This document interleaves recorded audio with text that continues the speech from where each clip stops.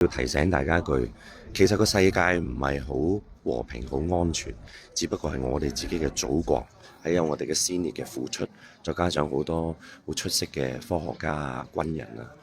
去令到我哋個國土係安全。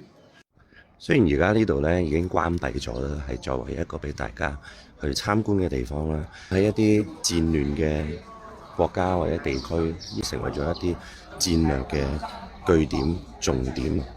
聽到嘅唔係鳥語花香嘅叫聲，而係聽到好多槍火彈藥爆破聲音。而家喺我哋嘅祖國，我哋真係好幸福、好幸運，亦都希望世界和平啦。喺好多有戰亂、有紛爭嘅地方都可以快啲平息，快啲停落嚟，大家和平共處，